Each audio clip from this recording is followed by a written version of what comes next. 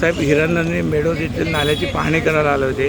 काय समस्या होती? या ठिकाणी हजारोने लोक राहतात आणि आमच्या या ठिकाणच्या नगरसेविका स्नेहाताई आमरे हे सर्व हे जागरूक नागरिक यांची मागणी होती आणि त्याच्यामुळे आज आम्ही ही पाहणी करायला आलो. इकडे सगळे नाले जे आहेत 200-300 फूट ते सगळे खुले नाले आहेत. काही नाल्यांच्यामध्ये HTPचं पाणी पण सोडलेलं आणि त्याच्यामुळे इथल्या लोक इतके त्रस्त आहेत की या ठिकाणी त्यांना रोगराईला सामोरं जायला लागतं. आरोग्याला धोका निर्माण झालेला आहे आणि प्रचंड प्रमाणामध्ये दुर्गंधी येते.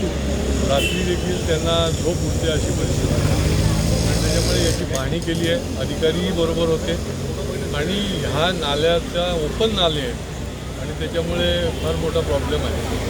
तर ते क्लोज करून त्या ठिकाणी काय करता येईल तर एखाद वेळ आम्ही तिथे चार्जिंग स्टेशनसुद्धा उभं करता येईल PPPच्या तत्वावर किंवा मग महापालिकेच्या माध्यमातून त्या ठिकाणी स्लॅब टाकून हे नाले जे आहेत ते बंदिस्त ठेवता येईल तरच इथल्या लोकांचं स्वास्थ्य जे आहे ते सुधारेल.